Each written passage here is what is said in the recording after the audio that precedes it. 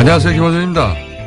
대통령 연두 기자회견에서 지지자들을 격한 표현을 쓰는 사람들로 표현하고 자제시켜달라는 요지의 질문을 했던 한 기자를 두고 비난 여론이 높습니다. 기자 자신은 억울했던지 그 질의는 대통령이 지지자들을 달래줄 수 있을 것이란 기대 속에서 한 요청이라고 추가 기사까지 썼습니다. 기자 본인은 비판받는 이유를 모르는 것 같네요. 스스로 사실관계를 찾아 검증하는 인터넷 시대에 기존 미디어의 권위는 예전 같지 않죠. 이는 전 세계적인 현상입니다. 이 시대를 읽지 못한 채 아빠한테 자식들 대신 혼내달라듯 징징거리는 기자한테 누가 박수를 칩니까? 게다가 그 질문 뒤에 깔린 프레임에 불쾌한 거죠. 그 질문에는 작년부터 보수 매체가 지속적으로 제기했던 문 지지와 일별을 등치시켜 극단적이고 공격적인 성향을 띤 일부러 몰아가는 그렇게 그 지지자들을 위축시키고 분리시키고자 하는 프레임이 숨어 있습니다. 과거 친노라는 단어에 부정적 이미지를 더 씌워 노무현 정권을 일반으로부터 고립시켰던 전략. 성공했던 바로 그 전략의 재판이죠. 그게 통하던 시대는 이제 끝났다. 참 다행입니다. 김어준 생각이었습니다.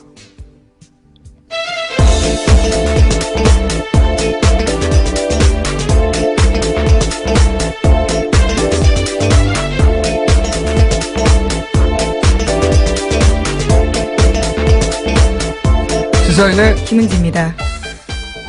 자, 어제 다스뉴스가 아주 폭발적으로 그죠? 네, 나왔어요? 그렇습니다. 압수수색이 진행돼서요. 그와 뿐만이 아니라 여러 가지 뉴스들이 많이 나왔습니다. 자, 다스뉴스. 저도 어제 유난히 많이 나온다 싶었는데 몇 가지 읊어보죠. 네, 검찰이 다스 전직 임원들을 불러 조사했습니다. 그러니까 다스는 누구 겁니까? 라는 질문에 대해서 핵심 대답을 할 수 있는 사람들입니다. 140억 횡령 혐의로 조사 중인 서울중앙지검 첨단범죄수사 1부에서는요. 다스의 김성우 전 대표와 권승호 전 전무를 최근 소환 조사했다라고 밝혔습니다. 두 사람은 다스의 자금 결제 라인에 있던 인물입니다. 또 120억 원 횡령 사건을 수사 중인 서울 동부지검은요. 어제 경북 경주의 다스 본사와 서울 서초동의 다스 서울사무소 등을 압수수색했습니다. 압수수색 대상에는 이상은 다스 회장 자택도 포함됐다라고 합니다.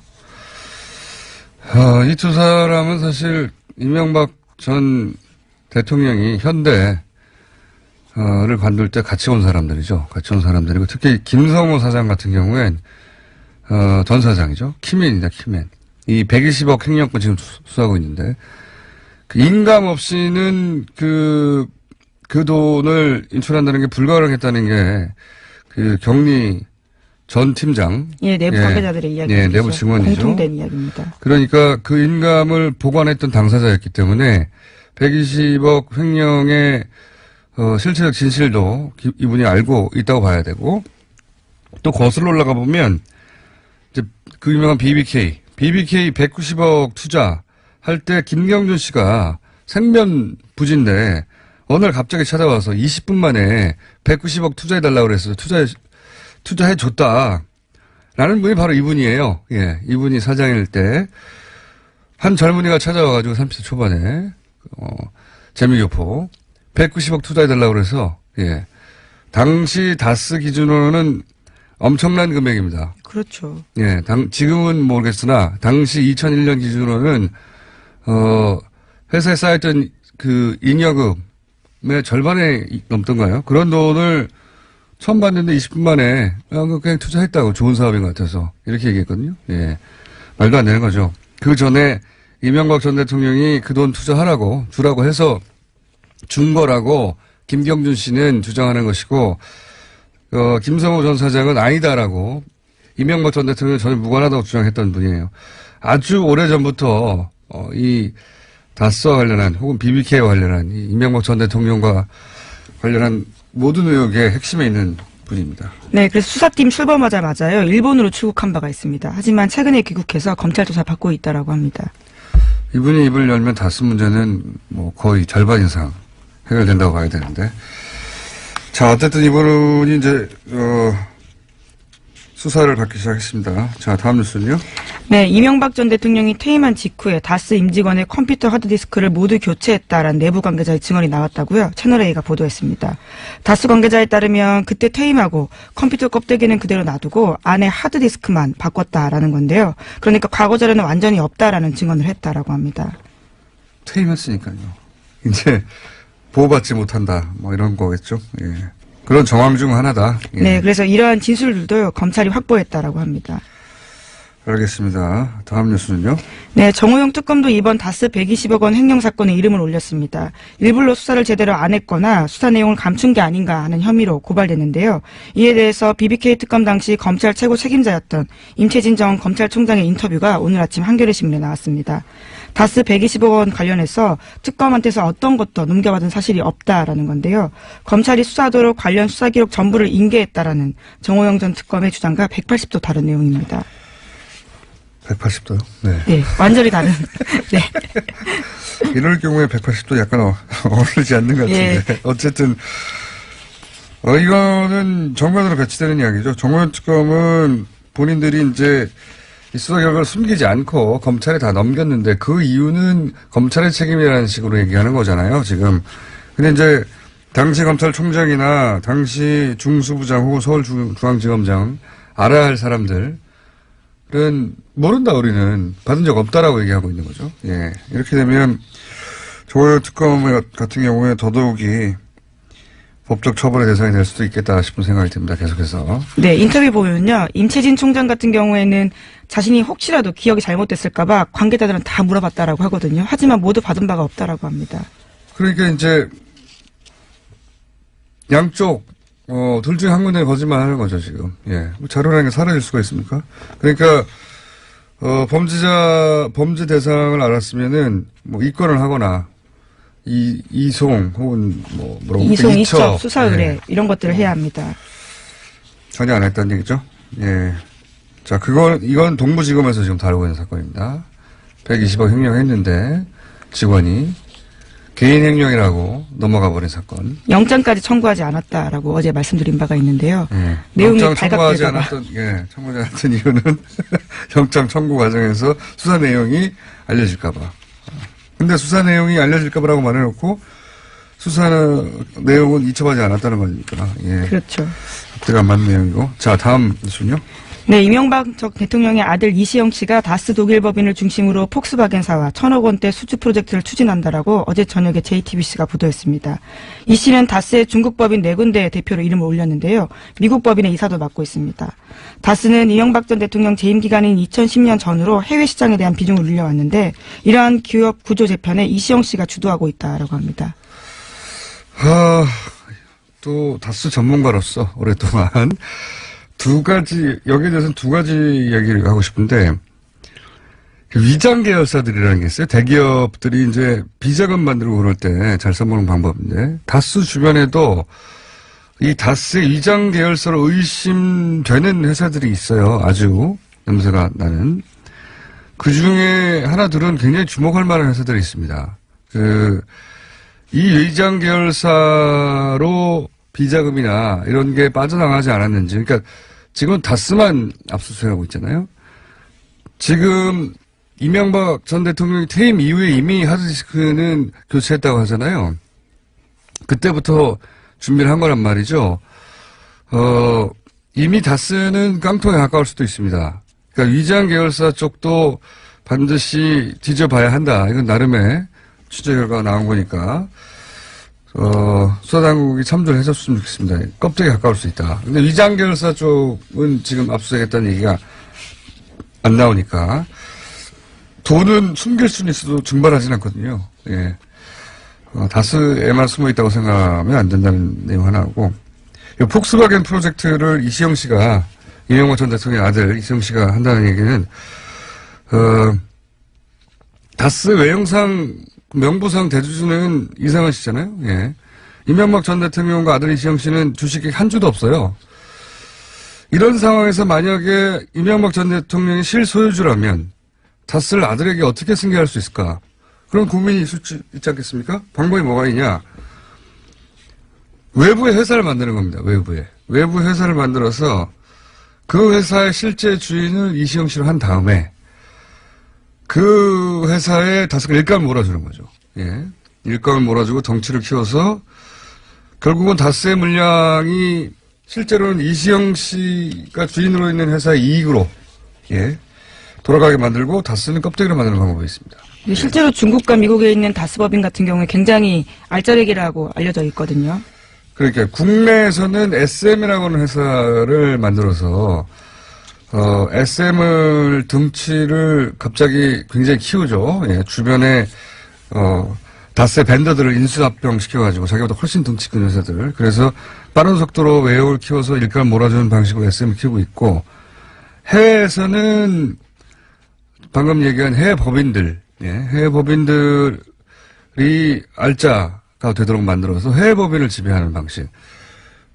이 폭스바겐 프로젝트도 결국 독일 법인이 어떤 식으로 이제 다스와 관계를 맺을지 모르겠는데, 독일 법인의 알짜 이익이 남도록 하고, 독일 법인의 대표가 실소유주가 이시영 씨가 된다든가, 이렇게 다스를 승계하는 방법을, 다스의 이익을, 다스는 통로일 뿐이고, 다스 이익을 그런 외부 회사들, 이시영 씨가 주인 회사라도 다 넘겨주거나 혹은 아예 나중에 다스를 통째로 사버리거나 그런 회사들이. 그러면 승계가 되는 거죠. 그런 작업들이 진행되던 와중에 지금 그 일부가 들키는 중이다. 네, 저는 그렇게 봅니다. 만약에 다스는 누구 겁니까 하는 심야 감시가 작년에 시작되지 않았으면 아무도 몰래 이런 일들이 다 완성됐겠죠. 그런 뉴스 중에 하나다. 네, 독일 프로젝트, 폭스바겐 프로젝트는 그런 뉴스였습니다. 자, 다음 뉴스는요. 네, 관련된 소식 마지막입니다. 이명박 전 대통령의 처남 김대정 씨는 재산관리인으로 계속해서 지목됐는데요. 사망 후 상속 과정은 이를 더 의심하게 한다고 몇 번 말씀드린 바가 있습니다. 62억 원 규모의 상장 주식이 있었는데도 비상장 주식으로 상속세를 냈는데 국세청이 이를 봐줬다라고 SBS가 어제 보도했습니다. 이건 저희가 한 4개월 전쯤에 얘기했던 내용입니다. 예. 오래된 얘기. 간단하게 얘기하면, 아니, 뭐, 주식도 있고, 부동산도 있고, 다 있는데, 예. 본인에게 가장 불리한 방식으로 일을 처리했는데, 그건 김대정 씨 입장에서 그렇고, 국세청 입장에서 보자면 또, 아니, 명백하게 현금화할 수 있는 주식이나, 뭐, 회원권, 부동산 다 있는데 왜 현금화가 안 되는, 비상장 주식을 사서, 받아줬냐, 국세청이 왜 받아줬냐, 이런 얘기죠. 덕분에 플란다스의 개도 작동할 수 있게 됐지만, 그런 이야기입니다. 네. 네, 당시 국세청장이었던 이용동 씨에게 취재진이 질문을 했다라고 하는데요. 특혜를 주는 건 불가능하다면서 의혹에 대해서 일축했다라고 합니다. 뭐가 불가능해요? 결과적으로 특혜가 일어났는데. 네. 자, 다음 순요. 네, 김태형 전 국방부 장관이 이명박 대통령과 상의해서 아랍에미리트 비밀 양해각서를 맺은 증거가 있다라는 주장이 나왔습니다. 정의당 김종대 의원이 밝힌 바인데요. 어제 TBS 장윤선의 이슈파이터에 출연해서 한 말입니다. 저는 이 뉴스가 왜 언론의 주목을 현재 수속 보도가 없더라고요. 받고 있지 못한지 이해할 수가 없는데, 개인적으로는 현재까지 나온 UAE 관련 뉴스 중에 오늘의 주시입니다. 가장 중요한 뉴스 중에 하나다. 이게 이제 유사시의 자동 개입 조항이 포함됐다는 것은 그 주장은 김태형 장관의 고백으로 확인이 됐어요. 자백을 한 거죠. 예. 남아있는 가장 중요한 포인트는 뭐냐면, 과연 이 일을 이명박 전 대통령이 알았느냐. 물론, 몰랐다는 건 전 말이 안 된다고 생각해요. 군대를 해외에 파병하는 문제를 군 통수권자가 결재하지 않았는데, 국방장관 마음대로 타국과 사인을 해버렸다는 얘기잖아요. 네, 김태형 전 장관이 지금 그렇게 주장하고 있습니다. 그러니까요. 더구나 제가 주목하는 것은 김태형 장관이 굳이 자기가 그걸 혼자만 알았다고 인터뷰했다는 거예요. 저는 왜 혼자 독박을 쓰느냐. 법적으로는 그렇다고 해도 김태형 장관을 강력하게 처벌할 방법이 그다지 없다. 현재 공소시효가 지났다는 지적이 네. 나오고 있습니다. 그런 것도 있고, 또 본인이 입을 닫으면 이대로 끝날 것이다. 이런 생각도 있는 것 같은데, 근데 여기에 대해서 김종대 의원이 아니다. 이명박 전 대통령이 알았다. 이 얘기를 하는 겁니다. 굉장히 중요한 포인트예요. 여기서 가장 중요한 게 그걸 입증해 줄 사람이잖아요. 그런데 이제 외교부 전직 직원이라고 표현을 했는데, 이분이 그러니까 결정적인 분이죠. 예. 자신에게 제보한 사람이다라는 건데요. 그러니까요. 본인이 번역을 했고, 영문으로 있던 걸 번역하는 과정에 그 내용을 알게 됐고, 이게 말이 되느냐고 했고, 그런데 그 내용은 이미 사인이 돼 있었다는 거잖아요. 예. 그리고 그게 바로 청와대 보고용이라고 했다는 거단 말이죠. 네, 당시 국방부 실무자가 그렇게 이야기했다고 합니다. 윗분의 뜻이다. 청와대 보고용이다라고요. 그런데 제가 왜 이 사안을 주목하냐면 두 가지 지점입니다. 하나는 이명박 전 대통령한테 바로 타격을 줄 수 있는 길목에 있는 증언이기도 하고 결정적인. 또 하나는 이명박 전 대통령으로 향하는 수사가 지금까지 막힌 지점들을 생각해 보세요. 생각해 보면 문제없이 수사받고 있던 그 변창호 검사가 자살한다든가 국정원 정치호 변호사, 특히 정치호 변호사 같은 경우는 가족들이 지금도 자살이라고 생각하지 않고 있거든요. 굉장히 의문의 자살. 그리고 법원이 갑자기 말도 안 되는 이미 구속돼 있던 김관진 전 장관이나 임관빈 전 실장이나 아주 무리하게 누구도 납득할 수 없게 현재까지도 석방해버려요. 이미 구속된 사람을. 그리고 김태효 기획관은 영장을 기각해버리고요. 이런 상식적이지 않은 일련의 일들을 생각해보면 이명박 전 대통령으로 향하던 수사가 이런 일들로 결정적 맥이 끊겼거든요. 그래서 그 수사는 중지되어 있습니다, 지금. 아예. 그 연장선상에서 저는 이분도 걱정이 되는 거예요. 이명박 전 대통령을 향하는 결정적 길목에 서 계신 분이다. 우린 몰랐는데, 김정대 의원이 그걸 최초로 밝힘으로써 이명박 전 대통령도 그걸 알았다는 내용과 함께 그 알았다는 걸 이분이, 입증할 수 있는 분이거든요. 저는 이분이 하루빨리 공개적으로 나와서 인터뷰를 해야 된다고 생각이 들고, 네. 주변에 나는 절대 자살 같은 거 생각하지 않는다고 이야기해야 한다고 저는 생각합니다. 예전엔 제가 이런 말 하면, 과민하다고 했었는데, 저는 지금 그렇게 생각하지 않거든요. 그때 그렇게 생각하지 않았고. 예. 굉장히 중요한 뉴스라고 저는 생각합니다. 이 뉴스가 TBS TV에서 브리핑에서 다루는 처음 특종인데, 저는 그래서 후속 보도가 많이 올 줄 알았는데 후속 보도가 전혀 없어서 굉장히 중요한 뉴스다. 그래서 김정대 의원을 오늘이라도 바로 인터뷰를 연속을 하려고 했더니 너무 바쁘셔가지고, 예, 다음 주 월요일 하기로 했는데, 이 뉴스는 중요하고 그리고 이분이 매우 중요하다. 자, 꼭 건강하셔야 됩니다. 다음 뉴스는요? 네, 국방부가 어제 국군 기무사령부의 조직적인 감청 지시나 증거인멸 행위는 발견되지 않았다라고 발표했습니다. 앞서 군 기무사의 댓글조사 TF에 압수수색에 대해서 기무사가 감청을 통해서 사전에 이를 알았고 증거인멸 등 수사방해 행위가 있었다라는 의혹이 제기된 바가 있습니다. 이에 국방부가 지난달 20일에 기무사 감청 사건 조사팀을 구성해서 수사를 진행했고 이와 같은 결론을 내렸습니다.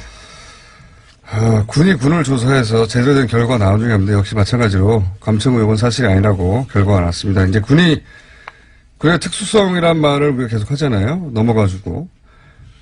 그렇게 군의 특수성을 인정해 주는 이유는 사실은 적과 상대하는 특수성 때문에 인정해 주는 건데 이거는 그 특수성 뒤에 숨어서 사실 국내 정치에 개입한 거잖아요. 특수성을 인정할 수 없는 사안이고 이건 저는 국방부의 별도 조사를 따로 전체 수사를 다시 해야 된다. 사이버 사령부. 국군 기무사의 사이버 사령부가 아니죠. 사이버 댓글. 네. 이것도 별개의 일입니다. 사이버 사령부는 사이버 사령부고, 기무사도 사이버 사령부처럼 댓글 달았다. 했다라는 거죠. 예, 예. 예. 그 수사가 방해됐다라는 거예요. 압수수색을 방해됐는데, 그래서 감청 의혹이 나왔었는데, 사실이 아니라고 지금 결론된 거죠. 네, 하지만 국방부에서 조사한 바로도요, 감청은 3건이나 있었습니다. 하지만 조직적이지 않았다라는 주장을 하고 있습니다. 네네, 잘 알겠고요. 가상화폐까지만 하고 끝내죠. 예. 네, 어제 박상기 법무부 장관이 거래소를 통한 가상화폐 거래를 금지하고 거래소를 폐쇄하는 특별법 제정을 준비하는 중이라고 밝혔습니다. 그래서 어제 가격이 일제히 급락했는데요. 혼선이 커지자 윤영찬 청와대 국민소통수석이 법무부 방침은 확정된 사안이 아니며 부처 간 조율을 거쳐 결정할 것이다 라고 진화에 나섰습니다. 몇 주 전에 제가 잠깐 이야기하다가 중간에 브리핑 시간이 짧아서 개념만 얘기하다가 말았는데 이 블록체인이나 기술이나 플랫폼으로서 가능성, 저는 모두 크게 인정합니다. 그거 반드시, 장려해야 한다고. 그런데, 현재 이 규제는 저는 강력히 찬성합니다. 예, 거래하시는 분들은 당황스러우시겠지만. 왜냐하면, 현재는 이런 가능성 혹은 가치에 대한 투자가 아니거든요. 이건 다른 사람들이 큰 돈 버는데 나만 멍청하게 못 버는 거 아닌가? 나만 뒤처지면 바보야, 등신이야, 이런 조바심, 혹은 누구는 몇십 벌었다는데 하는 어떤 박탈감, 한 번에 1억 천금 가능하다고 생각하는 사행심, 이게 주도하는 판이에요. 이건 투기판입니다, 현재는. 예. 여기다 갑자기, 기술, 4차 산업 얘기하는 건 저는 한가한 소리라고 생각합니다. 강력하게 규제하지 않으면 한순간에 폭탄처럼 터질 것이다. 굉장한 위험 부담을 안고 방치하고 있는 상황인데 국가에 개입해야 하는 걸로 봅니다. 특단으로 강력하게 규제하고 그런 후에 엄정하게 룰을 다시 정해야 한다. 현재 기준은 저는 그렇게 생각합니다. 지금 그래서 강력히 규제해야 한다는데 저는 한 표 던지면 오늘 여기까지 해야 되겠습니다. 시사인의 김희지였습니다. 감사합니다. 다스 실소유주 규명을 위해서는 공정위가 나서야 한다 하는 주장이 나왔습니다. 정무위 소속의 더불어민주당 전해철 의원 연결해 보겠습니다. 안녕하세요, 의원님. 예, 안녕하십니까. 예. 오늘 출연하기로 하셨다가 독감 때문에 못 나오신다고요? 죄송합니다. 열감기 때문에 스튜디오로 못 가고요. 아니, 멀쩡하신 것 같은데. 김원희 씨도 감기, 죄송합니다. 그래. 김원희 씨도 감기 조심하십시오. 예, 목소리는 매우 멀쩡하신 것 같은데. 예. 엄살 아니에요? 자, 예.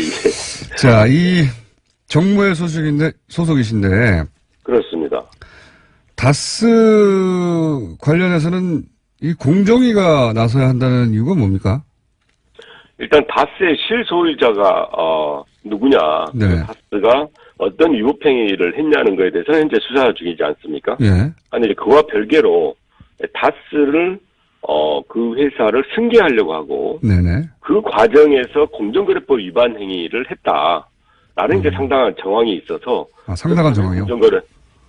그렇다면 이제 공정거래위원회가 그런 부분을 확인해야 되지 않겠나라고 이제 말씀을 드릴 수가 있습니다. 좀 구체적으로 말씀해 주십시오. 어떻게 이시영, 지금 말씀을 그러니까 이시영 씨에게 회사를 승계하는 과정에, 부당한 거래가 있다는 것이 포착이 됐고, 그건 공정위가 확인해야 된다, 이런 말씀이신 것 같은데? 그렇습니다. 예. 일단, 금강이라는 회사가 있습니다. 2013년에 이제 이명박 대통령 천안 일가가 주인으로 이렇게 만든 회사인데요. 이건 다스하고는 특수관계죠. 이 관계가 있어서. 금강, 예. 근데, 그래서 금강이라는 회사 이름이거든요.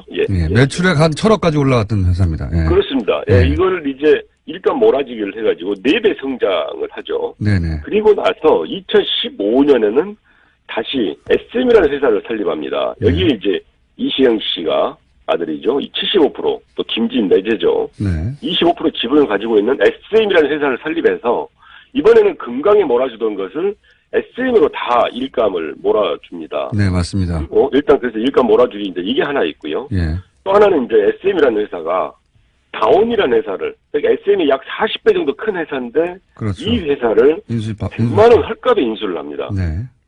그리고 또 DMI라 해서 약 200억 원의 매출을 하고 있는 회사 역시 헐값으로 인수를 하는데 그렇죠. 이 두 가지 사안을 보면 첫 번째 경우에는 부당 지원 행위로 할 수 있고요. 공정거래법 23조에 해당할 수 있고 뒷부분에 대해서도 강제로 거래 또는 설비를 매각하게 하는 행위는 역시 공정거래법 23조 위반이 될 수가 있어서 이런 경우는 제가 볼 때는 공정위에서 나서서 과연 이 기업들의 위법행위가 있는지 등을 살펴보기 위해서 회계자료라든지 이런 걸 조사해야 된다. 그래서 위법성을 확인해야 된다라고 생각합니다. 이게 이제 그러니까 대기업이 흔히 쓰는 수법들 아닙니까? 이런 게?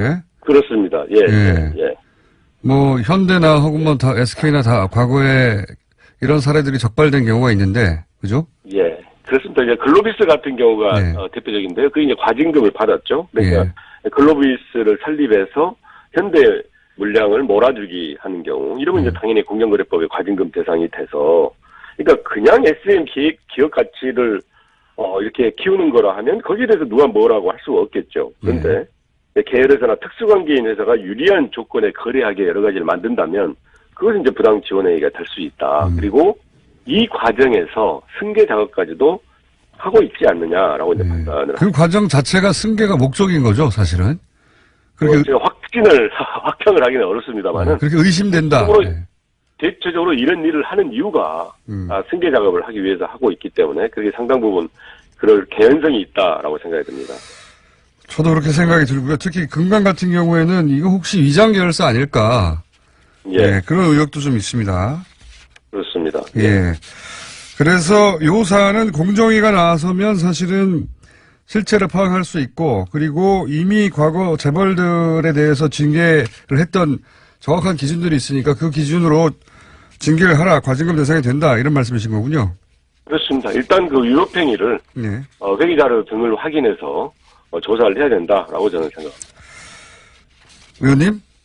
네. 예. 제가 다 알던 얘기인데. 예. 알겠습니다. 근데 이제 직접 공정위가 나서야 한다고 주장하신 건 처음이신데 사실은 그렇습니다. 이 질문으로 인터뷰 섭외한 것은 미끼고요. 예. 양정철 비서관이 귀국한다고 하는데 공직을 안 맡는다고 해요. 지나치게 여쭤봅니다만 앞으로도 안 맡을까요?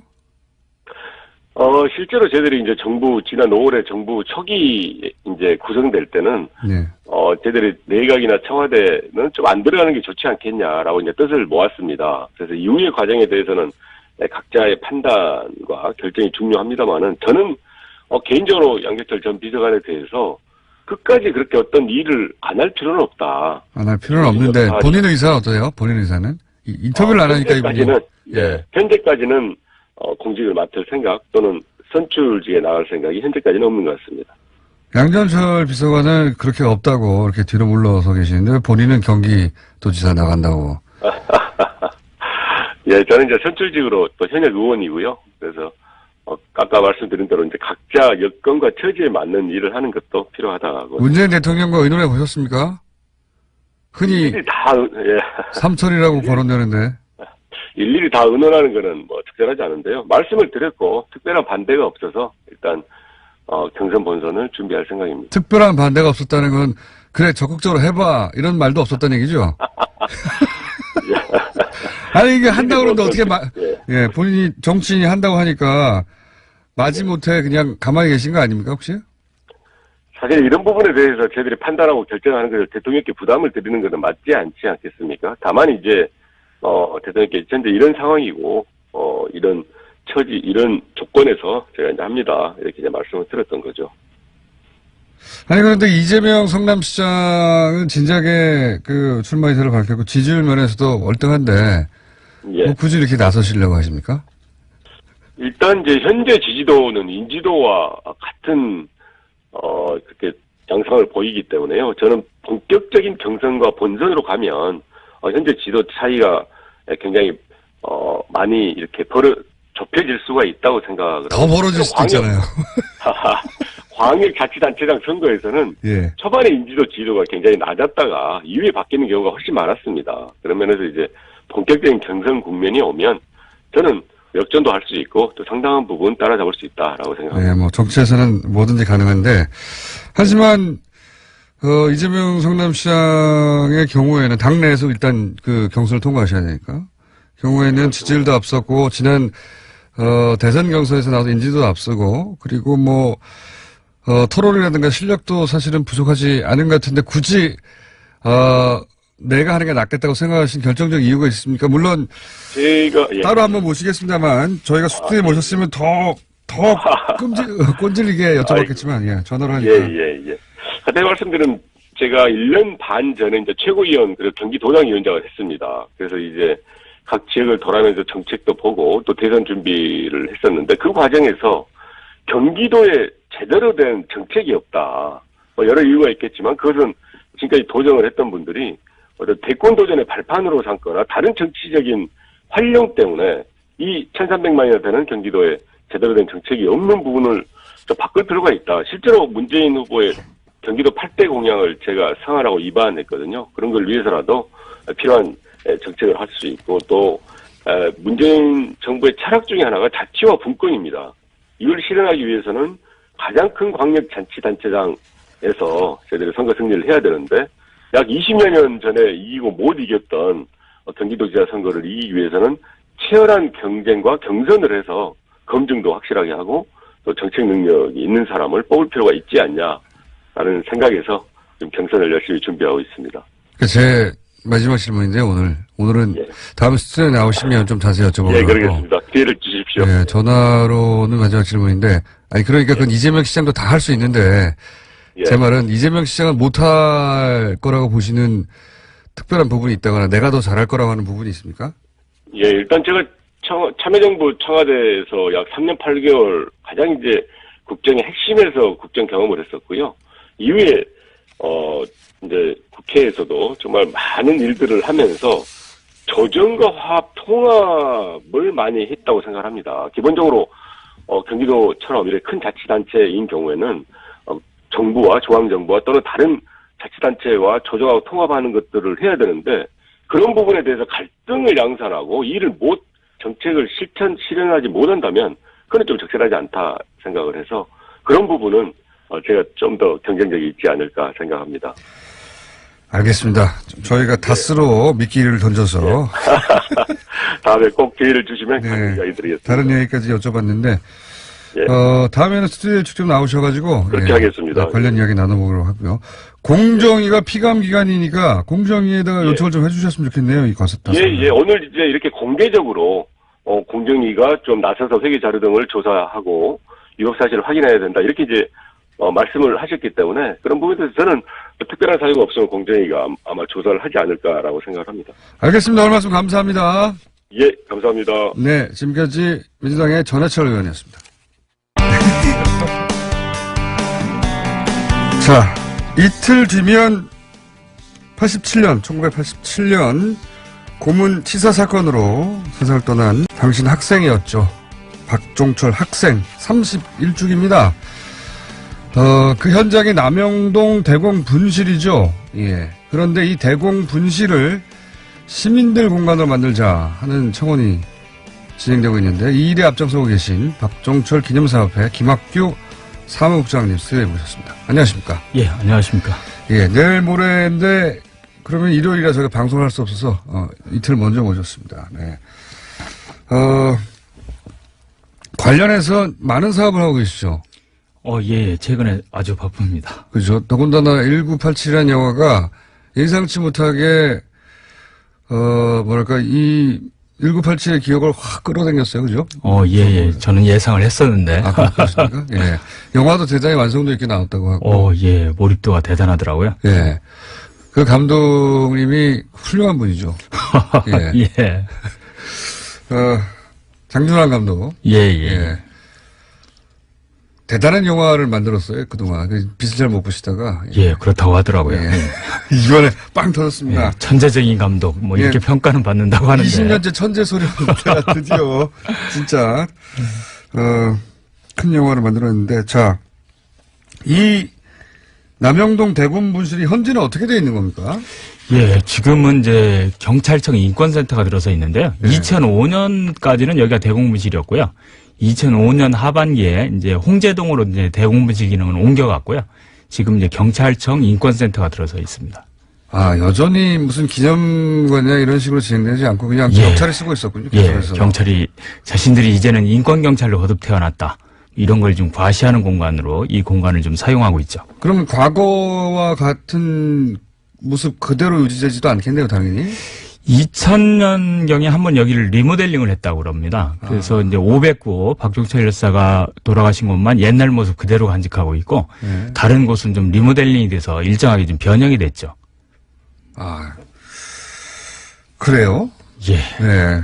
몰랐네요. 그러면은, 지금 청와대 청원도 진행하시고 이 사업을 앞장서신 거는 과거와 똑같이 복원을 해서, 그죠? 시민들이 공간에 가서 그 기억을 되살리고 혹은 그 사건이 잊지 않도록 만들고 1987의 의미를 되새기게 하고 뭐 이런 공간을 만들자는 거거든요. 예, 이곳이 좀 아까 말씀드렸듯이 부분적으로 좀 이렇게 변형된 것도 있긴 한데, 네. 그래도 이런 형태로라도 보존되어 있는 곳은 사실 이곳밖에 없어요. 그 대표적인 곳이 남산에 중앙정부부 안기부가 있고, 네. 또 서빙고, 그 보안사 대공무실 이런 데 있지 않습니까? 예. 근데는 사실 거의 흔적도 없이 이제 사라진 거고요. 이 민주주의와 인권 탄압의 상징적인 공간 중에서 이 살아남아 있는 곳은 사실은 여기 남영동 대공분실밖에 없어서 이곳은 그대로 지켜야겠다. 그리고 이곳에서는 이제는 민주주의와 인권의 소중함을 배우는 그런 생생한 공간으로 만들어야겠다. 이런 생각을 하고 있는 거죠. 충분히 이해갑니다. 예. 저도 그래야 된다고 생각이 들고. 근데 저는 아직 이 영화를 보진 못했어요. 아껴두고 그러세요? 있는데. 근데 이제 그 박종철 열사와 동기시잖아요? 예, 예. 예. 동기신데 이 영화가 사건을 다루다 보니 예, 예.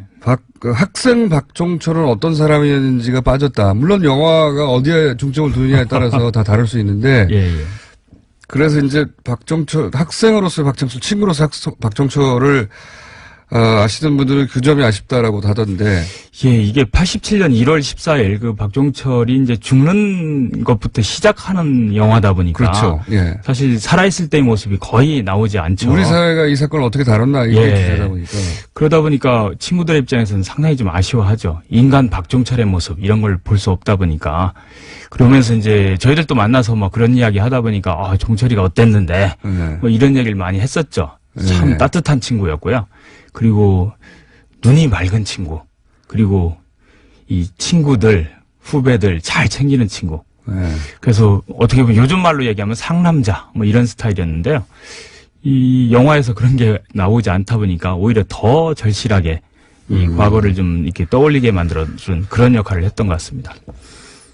눈이 맑으면 상남자입니까? 주변을 좀 잘 챙겼죠. 예. 그렇군요. 저도 눈은 맑은 편인데. 네. 애초에 대공분실로 끌려간 이유가 뭡니까? 자신이 무슨 문제가 있어서 예. 뭐 피의자로 잡혀간 게 아니고요. 사실은 수배 중인 한 선배가 있었는데 저도 그렇게 알고 있는데. 예, 그 선배를 찾으려면 박종철을 족치면 나온다. 뭐 이런 식의 이제 첩보를 상대방이 입수한 거죠. 그래서 이제 하숙집에서 불법 연행을 하게 된 거죠. 이 역사의 아이러니는 그렇게 끝내 불지 않았던 그 선배는 사실은, 보수정당에, 예, 들어가셨고. 근데 이제 종철이가 끝내 불지하는 거는 뭐 자연인 그 선배 한 사람 때문에 그런 것이라기보다는 그 당시 이제 민주주의를 압살하고 있는 전두환 군사정권에 의해서 이 민주주의를 이루기 위해서 많은 사람들이 투쟁하고 있었는데 그 조직이 붕괴되면 안 되겠다. 그래서 내가 지켜야겠다. 이렇게 생각했던 것 같아요. 그렇게 해석하는 게 맞을 것 같습니다. 물론 그렇겠죠. 근데 어쨌든 그렇게 해서 보호받았던 그 선배가 보호할 가치가 없었다고 나중에 역사적으로 판명이 나는 아이러니가 있다는 정말 뭐 그건 별개의 얘기니까요. 예. 처음 그러면 그 친구 박종철의 사망 소식은 언제 들으셨습니까? 저는 이제 다음 날이죠. 1월 15일. 그때 중앙일보 석간에 이제 처음으로 박종철 고문치사 사건과 관련된 보도가 나온 건데요. 저도 이제 그 당시 수배 중이었는데 중앙일보 석간을 사서 이렇게 사회면을 펼쳐봤다가 그 소식을 좀 접했죠. 놀라셨겠어요. 예, 뭐 처음에 충격이 컸고요. 그래서 한동안 움직이지도 못했었죠. 그리고 또 우리는 좀 뻔히 아니까 이게 고문에 의한 사망이라는 걸 그러다 보니까 전두환 군사 독재 정권에 대한 분노 이런 게 막 치밀어 올랐고요. 근데 그걸로 그친 게 아니라 저도 수배 중이다 보니까 언제 잡힐 수 있다. 잡히면 고문을 당할 것이다. 그리고 고문받다가 죽을 수도 있다. 이런 생각을 항상 하고 있었기 때문에 갑자기 두려움 이런 게 엄습해 오더라고요. 많은 사람들을 분노케도 했지만 위축도 시켰겠어요. 그죠? 예, 저 같은 경우는 당시 수배 중이었기 때문에 더욱더 좀 그런 한순간 그런 게 있었고요. 근데 세 가지 감정이 이렇게 뭉쳐서 아주 묘한 감정 속에 제가 한동안 휩싸였었죠. 두 가지밖에 말씀 안 하셨는데 한 가지 감정은 뭡니까? 충격 그 자체. 충격. 예. 그런데 이제 이 사건을 두고 자유한국당의 곽상도 의원은 그 박종철 고문치사 사건을 밝힌 건 보수 정권이다. 예. 굉장히 창의적인 주장이기도 합니다만. 이전에도 비슷한 이야기 한번 나온 적 있었어요. 네. 뭐냐면 안상수 당시 수사검사가 있었잖아요. 네네. 그 인물도 이제 그쪽에 있었고 또 아까 나왔던 그 선배도 그쪽에 있었고 그러다 그쪽에 보니까 있었죠. 출판 기념회를 똑같은 책을 글자 하나 안 바꾸고 이 제목만 바꿔서 이 책을 다시 냈었어요. 안상수 어떡해요? 검사가 안검사 일기 뭐 이랬다가 6월 민주항쟁과 박종철이었던가 뭐 이런 식으로 이름을 바꿔서 속 내용을 하나도 바꾸지 않고 출판 기념회를 했었는데 그 당시 축사를 한 사람들이 비슷한 이야기를 했대요. 6월 민주항쟁의 주역이 우리다. 우리도 6.29 선언까지 또 발표해서 이렇게 했지 않았느냐. 6월 민주항쟁의 주역이 어떤 논리로 자신들이 주역이라는 거죠? 박종철 사건의 진실을 밝힌 안상수가 우리 당에 있고 그 사건의 어떤 시발점이 됐던 그 인물이 선배가 우리 당에 있다. 뭐 이런 황당한 해괴한 논리를 좀 만들었었죠. 근데 이번에 보니까 그 곽상도 이분도 사실 그 당시에도 검사였고요. 또 얼마 후에는 그 유명한 강기훈 유서 대필 그 조작 사건.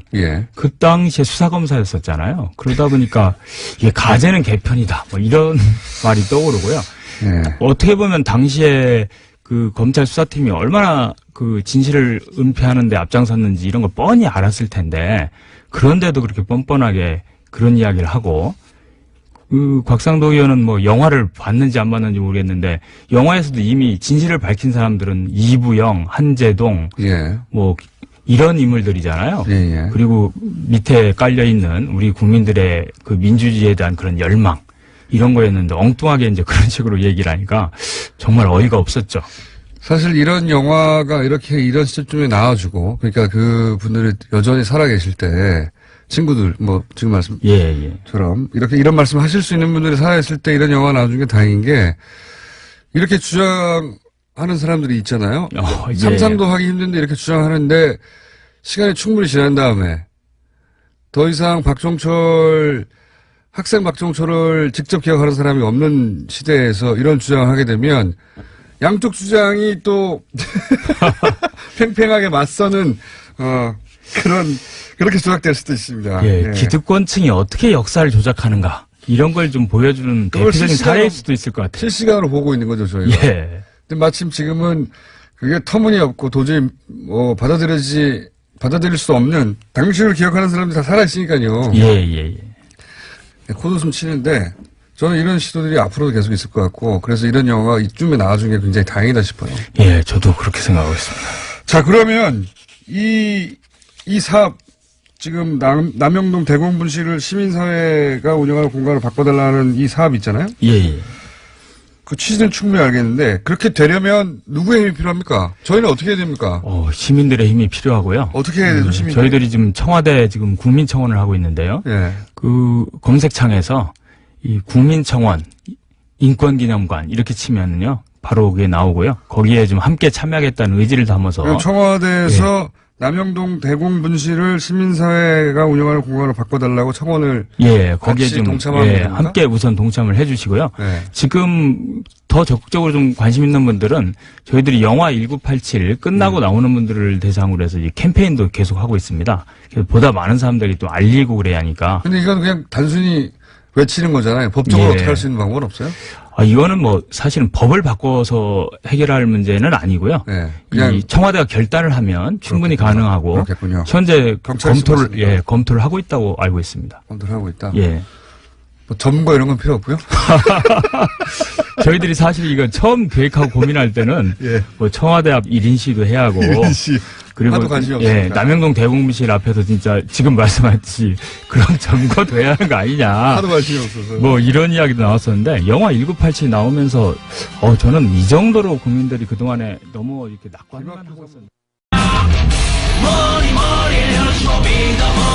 자, 쇼미더머니 안원구 전 대구지방국세청장님 나오셨습니다. 네, 안녕하십니까. 전국에 핵까지는 안 되고 핵 주변 거의 핵 가까이 계신 자 다스와 관련해서 항상 주목받고 계신 분입니다. 요즘은. 근데 이제 오늘은 갑자기 현대건설 얘기를 좀 해야 되겠다고 들고 나오셨어요. 자 새로운 건입니다. 새로운 건. 새로운 뭐랄까요. 시각을 우리한테 던져주는 사안인데 자 왜 현대건설에 주목하셨습니까? 그 당시에 그 현대건설을 떠올려 보면 예. 그 현대건설이 처음에 형제난이라고 불리는 그렇죠. 그런 예. 적이 있었죠. 상속, 예. 정주영 회장 이제 사후에 누가 과연 알짜들을 먹느냐 가지고. 예. 그 당시에 이제 현대건설의 의미는 사실 그 정주영 회장이 현대건설을 모태로 해서 예. 그룹을 이루었지 않습니까? 네네. 그래서 그 현대건설이 형제들 중에 누가 그 현대건설을 가져가느냐.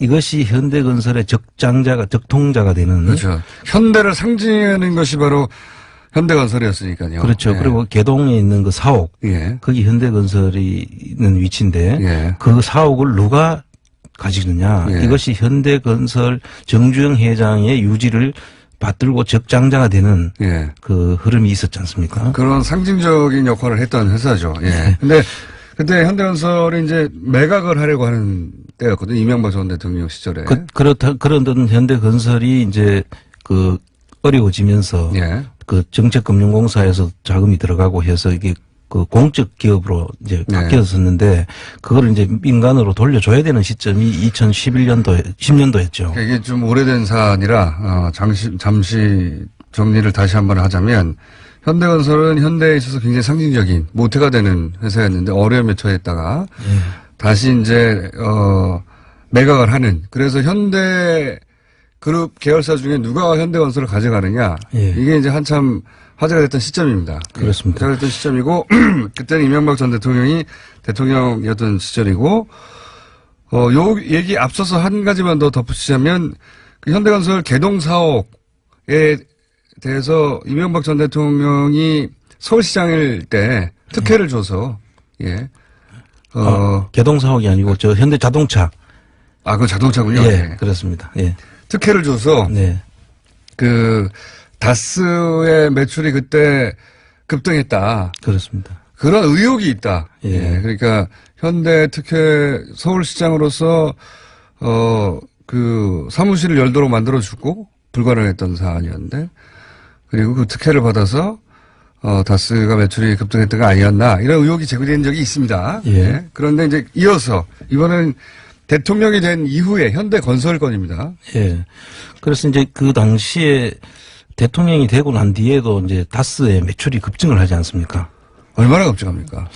그 당시에 이제 다스 현 대통령 퇴임 이후와 퇴임 전에 그 급증 비율을 보니까 우선 매출이 다스가 대통령 재임 시절에 18%씩 이렇게 늘어났고요. 매년. 예. 예, 엄청 성장했네요. 그리고 퇴임을 한 다음부터는 이제 7% 정도로 이제 확 떨어졌고. 떨어지죠. 예, 대통령 재임 시절에 어쨌든 그 이전 혹은 그 이후에 비해서 2배 이상 성장했다 계속해서. 그렇습니다. 예. 그래서 했을 때는 뭐가 있지 않겠냐라는 의심을 하는 거죠. 그런 의구심을 갖고 이제 사안을 바라보다가 현대건설 매각 과정이 눈에 들어오신 거군요. 그렇습니다. 예. 그리고 또 현대건설 자체는 또 이명박 전 대통령이 거기서 사장과 회장까지 그렇죠. 지내고 나왔는 그런 기업이고 그렇죠.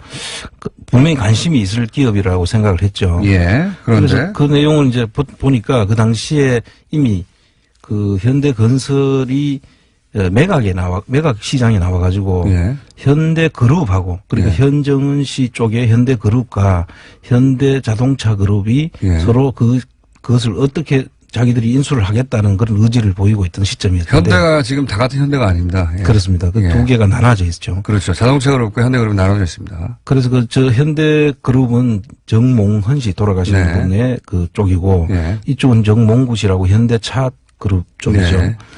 그분들이 이제 서로 옛날에 형제의 난이 그때 붙었던 것이거든요. 그렇죠. 그런데 이번에 현대건설이 매물로 나온 거예요. 그렇습니다. 예. 그게 2010년도에 매물로 나왔는데 그룹이 가져가느냐 자동차가 가져가느냐. 그러냐 그 상황이 상당히 매우 이제 그 이야기를 오늘 하고자 하는 것입니다. 네. 그 당시에 2010년도에 그게 나왔을 때 현대그룹이 우선 협상 대상자로 먼저 선정이 됐었어요. 네. 그 5조 5천억이라는 돈을 예. 주고 사겠다라는 때였고 현대자동차는 5조 1천억을 제시를 해가지고 네. 현대그룹이 먼저 높은 가격을 제시했습니다. 높은 가격 우선 협상 대상자가 선정이 됐는데 네. 그때부터가 이제 이상합니다. 요거는 왜 이런 일이 벌어졌냐면 그 이전에 현대건설이 어려워져서 한국정책금융공사가 공적 자금을 2조 9천억을 투입했기 때문에 그렇습니다. 그때까지만 하더라도 공기업 비슷한 위상을 가지고 있다가 이제는 다시 이제 그 사기업이 매입해 가는 상황이 됐단 말이죠. 그렇습니다. 예. 예. 현대건설이 그러니까 그때는 현대가 주인이 아니었던 상황이었던 거예요. 그렇죠. 예. 그래서 그것을 이제 누가 가져가느냐가 그 당시에 이제 적통의 그 의미를 네. 부여되기 때문에 그냥 단순히 회사를 가져가는 의미가 아니었고. 그 이상의 의미였다. 예. 그런데 그리고 현대그룹 입장에서는 예. 그 현정은 씨 쪽 입장에서는 그 부분이 거기 안에 현대건설 안에 8.3%라는 현대상선의 지분이 있었거든요. 예. 그 현대그룹은 현대상선이 주기업이었기 때문에 네. 그 집의 경영권 문제가 걸려있는 심각한 상황이었기 때문에 거기서 어떻든 자기들이 그 기업을 사야 되는 그런 입장이었죠. 네. 그래서 5조 5천억이라는 거금을 이제 투자를 해서 사게 되는데 이때부터 시작해서 사려고 하는데.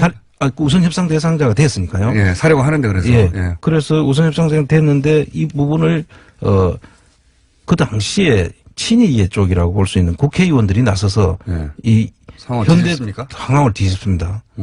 현대그룹이 이걸 살 수 있는 능력이 되느냐? 그 자금 원천이 해외에서 돈이 들어온다는데 그걸 조사를 해야 된다. 국정조사를.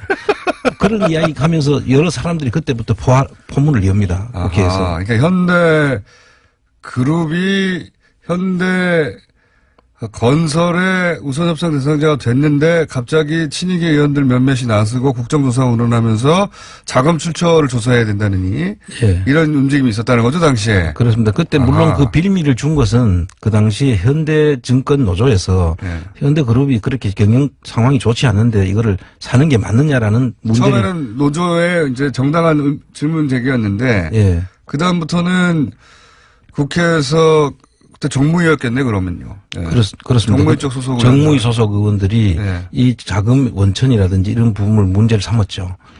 그런데 이제 그 사람들이 보면 그때 발언한 내용들을 보면 사람들이 전부 다 친이계 쪽이었어요. 지금도 국회의원님분들도 있고. 아하, 그때는 안 보였는데 이제 이렇게 지내놓고 보니까 보이네요. 다 보이죠. 예. 네. 그리고 그러면 금융공사가 최대 주주였기 때문에 정책금융공사도 중요했지 않습니까? 입장이. 그렇죠. 정책금융공사의 입장이 또 이상합니다. 그 당시에. 이상합니까? 처음에는 우선 협상 대상자를 지정해놓고 예.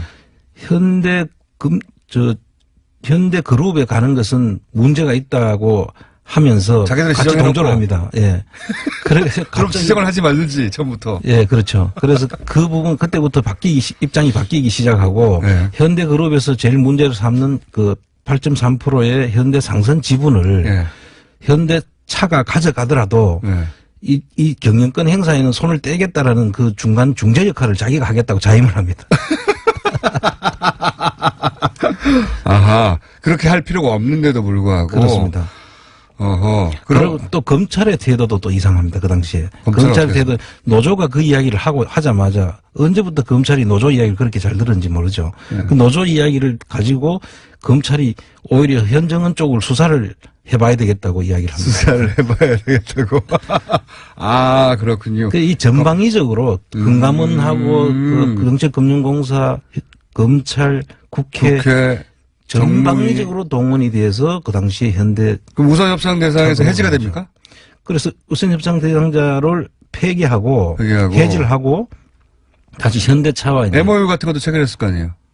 그 처음에 이제 계약을 했으니 그래서 협상 대상자가 이제 돼서 협상을 진행하는 과정이 있는 거죠. 네. 그럼 우선 협상 대상자한테 우선권을 주는 게 원칙이죠. 그렇죠. 그리고 돈도 여기서 많이 썼는데 나중에 결과적으로 현대 그룹에서 4천억 100억 정도 낮은 금액으로 오히려 현대차에다 주거든요. 오히려 낮은 금액으로. 그럼 공적 자금을 회수해야 되는 한 4천억에 되는 돈을 공적 자금으로 회수도 못하면서까지 이쪽으로 밀어주는 거죠.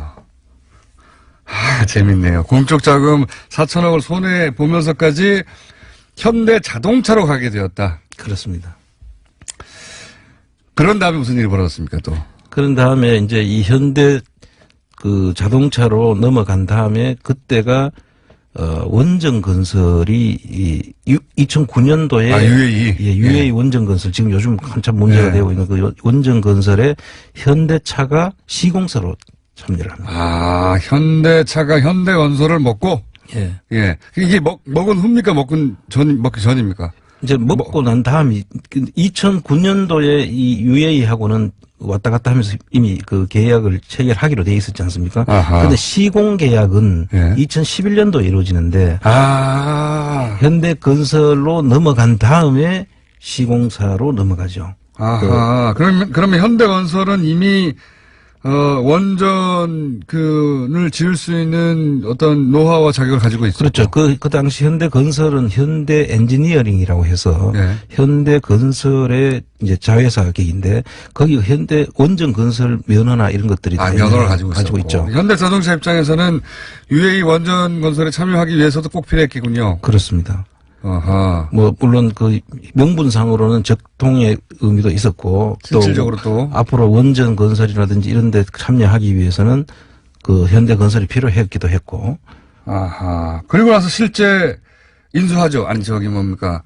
수주하죠. 예, 수주가 돼 가지고 그 당시에 되는데 이 원전 건설에 대해서도 지금 저희들이 지금 좀 지켜봐야 될 부분들이 네. 이 당시에 이 원전은 한수원이 원래 원전 소관이죠. 그렇죠.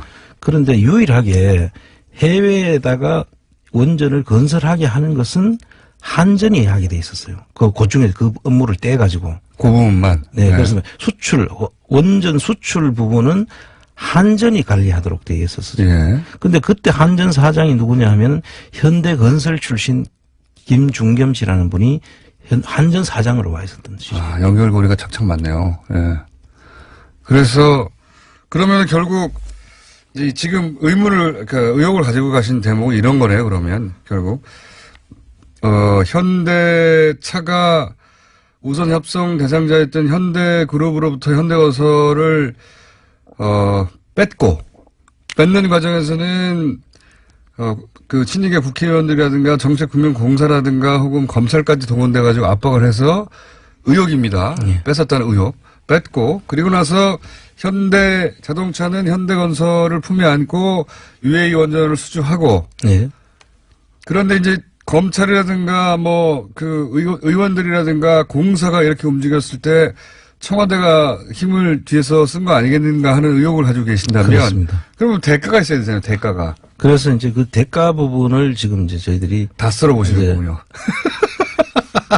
그 이후로 실제 다스의 매출이 급증했습니까? 그래서 지금 그 이후 대통령 재임 기간 중에 그 매출이 늘어나는 게 18%씩 이렇게 늘어났다 그랬지 않습니까? 네. 그리고 그만두고 난 다음에 이제 7%로 이제 떨어지죠. 다시 떨어졌고. 그래서 이런 부분들이 그 예사롭지 않다. 예사롭지 않네요. 예사롭지 않네요. 사실 제가 2011년에 그 자동차 면허 간소화 나왔을 때. 그렇죠. 이거는 7년 전입니다. 이거는 다스 매출과 관련이 있을 것이다. 라고 세계 최초로 제가 주장했습니다. 세계 최초로. 이것은 자동차 면허가 간소화돼서 이득을 볼 사람은 세상에 교통사고도 늘어나죠. 실제로. 늘어났습니다. 네, 늘어나죠. 실제로 이득을 볼 사람, 학원도 안 좋아요. 예. 수입이 줄어듭니다. 그러면. 이 모든 관계자 중에 이득을 본 사람은 아무도 없는데 이득을 볼 곳을 굳이 찾자면 자동차 회사. 예. 면허를 쉽게 발급하니까 면허를 발급하면 차를 살 수 있잖아요. 네, 그렇습니다. 차가 많이 팔리면 차 안에 들어간 시트도 많이 팔리잖아요. 그래서 이것은 대통령이 실소유주로 의심받는 다스 매출과 관련이 있을 것이다. 라고 예언한 적이 있습니다. 그런데 이게 과연 기관의 수사를 통해서 밝혀지긴 참 어려운 사안이다. 정책이니까. 정책이죠. 예. 하지만 요 사안은 연결고리가 뭐랄까요. 뇌물죄가 되는 거 아닙니까? 이렇게 되면. 이제 포괄적. 대통령의 포괄적 뇌물죄. 만약에 대통령의. 또는 뭐 제3자 뇌물. 예. 또는 직접 자기 거라면 직접 뇌물. 뭐 그렇게까지도 연결이 될 수 있는 부분이라고 봅니다. 지금 최순실 박근혜 게이트에서 결국은 그 포괄적 뇌물죄 재벌과의 네. 주고받는 관계 속에 그때는 소위 이제 재단으로 받았다면 이거는 만약에 이명박 대통령 전 대통령이 다스의 실소유주라면 그냥 자기 회사로 받은 거잖아요. 네, 그래서 혜택을. 이 연결고리가 완성되면 전혀 다른 검찰에서 새로운 하나의 또 일을 생각을 해봐야 될 부분이다. 수사 대상이네요. 아주 새로운 수사 대상 영역이 하나 탄생했네요. 예. 다스가 이명박 전 대통령 재임 기간에 매출이 폭증한 건 사실이고, 네. 예. 왜 이런 폭증이 있었는가? 의혹을 살필 때 현대 자동차와의 관계를 봐야 한다. 네. 이런 말씀이신 거죠? 네. 그런데 그 중에 이런 사건 같은 경우에 굉장히 의심스러운 사건이다. 네. 자, 또 있습니까? 아닙니다. 뭐, 이거는 네. 다음 시간에 하죠. 이게 왜냐하면, 이야기하면 아까 그 전해철 의원이 금강, 예. 건강 이야기를 하는데 네. 이제 사실 그 역사적인 뿌리가 깊거든요. 건강은. 네, 위장 계열사 의혹을 제가 잠깐 그냥 얘기했는데. 위장 계열사 정도가 아니고 네. 거기에 이제 김재정 씨 처 건영미 씨가 지분을 64% 그 지금 가지고 있죠. 아들이 10% 그래서 네. 전부 합하면 74% 지분을 가지고 있는데 이 부분이 이제 옛날에 그 세강공업이라고 지금 현 한양시럽이라고 있지 않습니까? 네. 그 사건하고 아주 맞닿아 있는 부분인데 이건 조금 네, 좀 복잡한 사건입니다. 좀 이야기 재미있으면서 복잡하면서 현실적인 이야기이기 때문에 다음 네. 주에 우리가 이 여하가 이제 그 소위 말해서 금강 혹은 뭐 위장 계열사 이런 단어들을 사용했는데 간단하게 얘기하면 이건 다음 주에 다루겠지만 네. 회사를 하나 세워가지고 글로 그 비자금을 빼내거나 그렇죠. 예.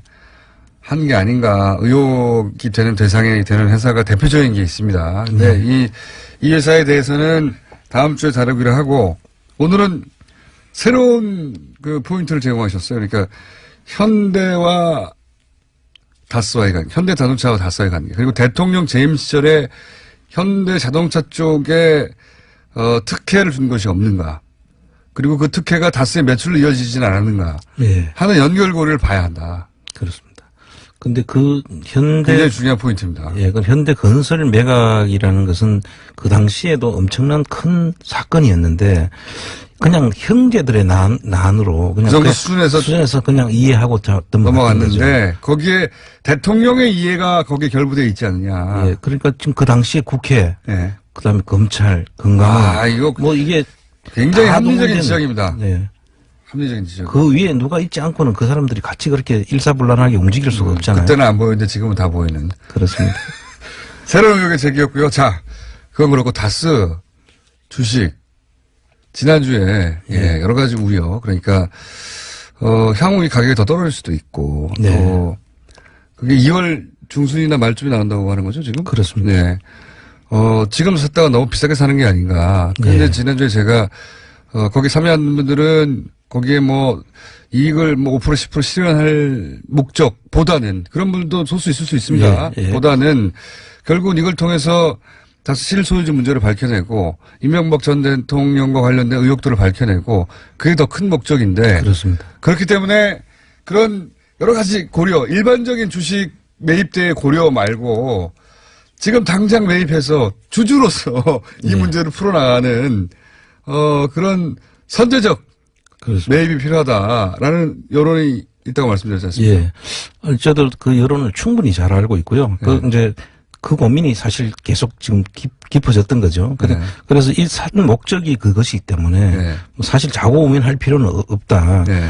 그런데 이제 지금 최근에 이제 보도 내용을 보면 네. 투자 자금을 회수한다든지 다스에 다스의 투자 자금을 회수한다든지 은행들이 압박한다든지 은행들이 아예 지금 거래를 끊고 자금을 전부 다 회수를 하려고 한다. 종편이 특정 보도 단독 보도한 겁니다. 예. 그래서 그러니까 요거는 뉴스를 못 본 분들을 위해서 잠깐 정리하면 종편 쪽에서 이제 채널A였던가요? 그 단독으로 나온 건데 네. 시중은행들이 다스와 거래은행들이 자금 회수 압박이 있다든가 뭐 대출했던 곳에서 그렇게 다스를 어렵게 만들고 있다는 예. 식의 보도예요. 보도인데 저는 그 뉴스를 보자마자 그런 생각을 했습니다. 고의부도를 내려고 하나? 예. 근데 저도 사실 이제 그 점에 이제 지금 초점을 맞추고 처음에는 그 보도 자체에 대한 그냥 일반적인 보도라고 저는 지금 생각을 했고. 저는 그렇게 생각하지 않았어요. 그래서 이 다스가 그런 회사가 아니거든요. 그게 그러니까요. 보도 안 할 회사가 아닌데 예. 이 사람들이 왜 이런 보도를 지금 계속 내느냐. 그럼 사실 저희 입장에서는 사실 다스라는 게 지금 실소유주가 의심되는 그런 그 일가들의 회사로 보지만 그 속에 있는 사실 다스 속에 있는 노동자들이 그 주인이거든요. 따지고 보면 그 일하는 분들이 그 회사의 실주인은 아닙니다만은 어쨌든 아니 실제로 그분들의 뭐 그 일터이기도 하고 자기들의 네. 그 터전이지 않습니까? 네. 근데 그분들한테 피해가 가서는 안 되는 것이고 또 자금 모아 가지고 혹시 우리가 투자 사는 그 자금 자체가 너무 많이 또 손실을 보게 해서도 그것도 도리도 아니고 그런 생각을 처음에 잠깐 했었어요. 네. 그래서 지금 봤는데 지금 말씀하신 대로 네. 이 금융권에서 네. 이렇게 하는 회사가 이 회사가 돈이 없는 회사가 아니잖아요. 네. 그럼 어떻게라도 지금까지 있는 것만 가지고도 충분히 그 부분들을 해 나갈 수 있는 회사인데 왜 회사가 어려워진다는 뉘앙스에 고위부도 이야기 뭐 이런 이야기로 다스 회사가 굉장히 어려워진다는 뉘앙스의 보도예요. 한마디로 말해서 금융권에서 압박해서 저는 그런 뉴스를 보자마자 무슨 생각이 들었냐면 이거 피해자 코스프레를 하라고 그러는가? 그렇죠. 그러니까 갑자기 이제 1차 부도를 냅니다. 예? 그 어음이 돌아간 걸 막지 않으면 부도가 나는 거죠, 무조건. 네. 어음의 액수와 상관없이 못 막으면 부도가 나는 거예요. 근데 어음이 돌아오는데 안 막았어요. 못 막은 게 아니라. 그러고 나서 멀쩡한 회사를 말이죠. 정권이 보복해서 망가뜨렸다고. 그렇게 지금 뒤로 넘어지려고 지금 페인트 모션을 하고 있나? 라는 생각을 저는 했습니다. 예. 왜냐하면은 설마 같은 게 없다라고 생각해야 되고요. 그리고 요런 반격을 해야 하는데 제일 좋은 반격이 뭐냐? 정권이 보복을 해서 멀쩡하던 회사가 이제 망하게 생겼다. 이거 봐라. 이 멀쩡한 회사를 왜 이렇게 괴롭히냐라고 하는 게 괜찮지 않겠냐는 시나리오 중에 하나 들어갔을 법하거든요. 그래서 더더욱 이걸 사야 되겠다.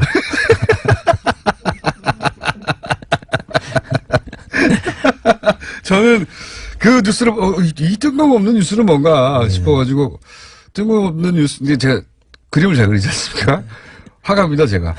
그래서 그걸 보자마자 이거 고위부도 어음 들어오는 걸 막지 않아서 고위부도를 낸 다음에 넘어지고 나서 이거 봐라 이거 회사 망하게 만들었다 그러고 나서 망한 회사의 주식을 사는 게 말이 되냐 뭐 이런 얘기까지 만들려고 하는 거 아닐까? 네. 라는 생각이 들자마자 빨리 사야 되겠다 거꾸로. 그죠? 그렇습니다. 예. 네. 빨리 사시죠. 예, 저희들이 지금 다 준비를 끝내놨습니다. 곧 타이밍이 옵니다. 예. 그런 생각 안 하셨습니까?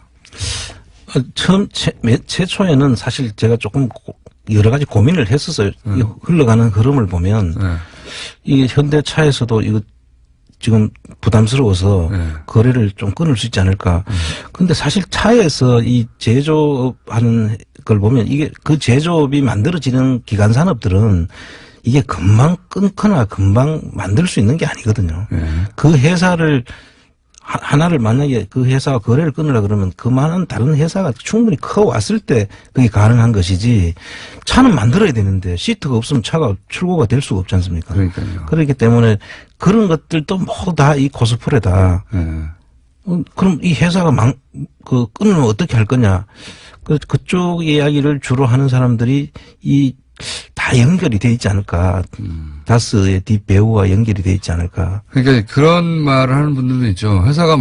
주식 사는데 회사가 망하면 어떡할 거냐. 그렇죠. 이런 말 하는 사람도 분명히 있을 겁니다. 제가 이런 큰, 프로젝트, 이렇게 여러 사람의 견해가 합쳐지고 거기에, 십시일반으로 돈이 모이고 하는 프로젝트를 해본 적이 있거든요. 그러면은 간첩이 들어와요, 꼭.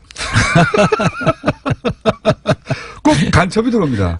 네. 정확하게 아시네요. 네. 간첩이 들어와서 그거에 정반대되는 의견들을 자꾸 제시해요. 그럴 거면 아예 돈을 넣지 말든가. 그렇죠. 그 안에 돈을 넣어놓고 사지 말자고 하는 쪽으로 계속 이야기를 계속 전개하고 떠드는 사람들이 있어요. 꼭 목소리를 키워가면서. 간첩들이 있습니다. 이 속에 지금 저희들이 참여해 주신 분들의 정신은 정말 고귀한 정신이거든요. 네. 촛불 정신의 다름 아니다. 저는 똑같이 촛불에 참여했던 심정으로 여기에 다 오신 분들이기 때문에 사실 저는 그런 분들의 힘을 제가 얻고 가는 것이기 때문에 심지어 뭐 내가 돈을 안 받아도 좋다. 우리는 물론 돌려드리겠지만 뭐 그 손해를 보면 그걸 가지고 나는 포기할 테니까 전부 다 그 돌락한 사람한테 그걸로 주면 되지 않느냐 이런 정도까지 이야기를 하시는 분들이기 때문에 저희들은 뭐 그런데 더 흔들리거나 그러지는 않습니다. 의견이 분분하죠. 네. 네. 의견이 분분할 텐데 그냥 원래 애초 계획을 세웠던 대로 가시고 그렇습니다. 그 과정을 법적으로 변호사님과 함께 아주 클리어하게만 하시면 그렇습니다. 됩니다. 네. 그리고 특히 좀 액수가 큰 분들한테는 따로 컨펌을 받으시고 그렇죠. 네. 네. 이게 손해가 있을 수도 있다. 하지만 취지가 이러하니 우리는 구매하려고 한다. 그리고 나서 앞으로는 주주로 방송을 하시죠. 다스 주주로서 이런 요구 저런 요구를 할 수 지금까지는 주주가 아닌 회사하고 그렇습니다. 상관없으니까. 근데 구입하고 나면 주주잖아요. 주주로서 주장하는 거죠. 그다음부터는. 그리고 그 뒤에 그 엑시트 플랜도 저희들이 네. 다 지금 수립을 하고 있고요. 네. 그 모든 것까지 제가 보기보다는 상당히 주도 면밀합니다. 그러니까요. 이게 물산 장려운동, 국채보상운동 이후로 처음으로 해보는 대규모 사람들이 참여한 운동이기 때문에 돈과 관련해서는 저는 혹여라도 손실을 좀 볼까봐 주춤하기보다는 감수하고 네. 애초의 뜻대로 진행하는 것이 맞지 않겠는가. 그리고 이제 다만 큰 금액을 참여하신 분들도 있으니까 그분들이나 또는 뭐 여러분들에게 이메일이나 여러 가지 방식으로 컨펌도 받고 뭐 그래서 진행을 빨리 하시는 게 맞습니다. 이 사실들이 사실 그 상대방이 있는 게임이다 보니까 네. 저희들이 그 내용을 일일이 이렇게 다 말씀 못 드리는 점은 우리 그 참여하신 분들도 좀 이해를 해주시고 좀 기다려 주시면 좋겠다. 네. 그런 당부 말씀. 새로운 논의를 하고 계시다고 하고 조만간 아마 액션에 들어가실 것 같고 또 한 가지 오늘 얘기했던 것은 피해자 코스프레를 할 수도 있기 때문에 네. 그거 미리 알고 계시고 그리고 아주 중요한 문제 제기를 하셨습니다. 다스가 매출이 급등했는데 대통령 재임 기간 그건 명백한 사실인데 그 기간 동안 현대 자동차와 그 권력 간의 어떤 주고받는 거래 혹은 결탁을 의심해 봐야 한다. 이런 문제 제기죠. 아마 많은 언론사에서 아마 지금 착수를 했던 걸로 알고 있습니다. 그런 부분들에 대한 지금까지 그런 보도가 없었는데 청장님이 처음으로 문제 제기를 하셨고 이 사안에 대해서도 취재가 필요하고 수사도 필요하다. 네. 하는 문제 제기였습니다. 자, 아마 조만간 다스 주주로 다시 출연하지 계시지 않을까 생각합니다. 안원구 전 대구지방국세청장이었습니다. 감사합니다. 네, 감사합니다. 자, 불친절한 AS. 가상화폐 특집을 해달라고 하는 문자가 오늘 굉장히 많이 왔네요. 네. 네, 정부의 초강경 대응, 법무부 주도의 초강경 대응에 대해서 사실은 청와대가 아직 확정된 건 아니라고 한 발 물러서긴 했는데, 정부 대응이 과연 옳은 것인지, 비트코인의 정체는 무엇인지, 잘 모르고 투자에 뛰어드는 사람도 굉장히 많은데, 이런 문자 많이 왔습니다. 저희가 한번 다루겠습니다. 저 개인적으로는, 말씀드렸다시피, 기술의 뛰어남 혹은 플랫폼으로서 가능성. 제가 이래봬도 또 IT 출신입니다. 네. IT 회사라고 할 수 있습니다. 그런 기술과 플랫폼의 가능성은 충분하지만, 그 가치는 충분하지만, 지금 현재 투기판인 건 확실하다. 그래서 저는 현재 정부 대응 기조가 옳다고 생각합니다. 하지만 그렇게 생각하지 않는 분들도 있을 테니까 저희가 특집으로 한번 마련해 보겠습니다. 다음 주에. 안원구 청장님 천둥 번개가 그립습니다. 요즘은 너무 말씀을 잘하셔가지고 천둥 번개 칠 틈이 없어요. 가끔씩 한번 틀어달라는데 한번 들려드릴게요. 이렇게 딱 말을 하면 저희 제작진이 딱 천둥 번개 한번 쳐줘야 되거든요. 뭐 하고 있으니까 안 치는 거예요. 저희 책임 PD 멍청하다고 문자 좀 많이 보내주세요. 그리고 시드니에서 항상 이 해외에서 보내시는 문자 혹은 카톡 많습니다. 시드니에서 1월 내내 축제를 하기 때문에 하와이 대신에 시드니로 보내주세요 사장님 이런 문자 저희한테 보내지 마시고 사장님한테 보내주십시오. 그 앱으로도 참여가 가능합니다. 예, TBS 앱. 거기에 올라온 문자 중에 현재 경찰이 운영하고 있는 옛 남영동 대공분실을 시민사회가 운영하는 인권기념관으로 바꿔주십시오라는 청원의 청원 현재 5,000명밖에 안 되는데 그리고 19일밖에 안 남았으니까 오늘 방송 들으신 분들 중에 공감하시는 분들은 많이 참여해 주십시오. 자, 여기까지 하겠습니다. 표준 황교육 선생님 코너 지각을 해가지고 전화로 먼저 시작하겠습니다. 지금 올라오는 중이라고 하시는데 여보세요? 예, 황교익입니다. 지금 어디십니까? 지금 1층에 있습니다. 1층에? 아니 그럼 엘리베이터를 타시면 끊어질 텐데?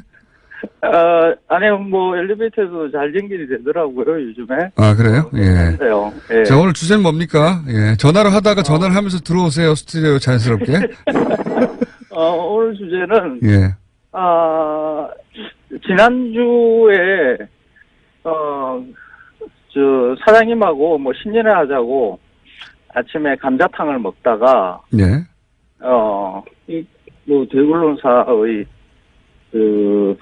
교통방송의 사장님이 일종의 가짜뉴스에 노출돼 있더라고요. 아 감자탕에 대해서 TBS 사장님 잘못 알고 계시던가요?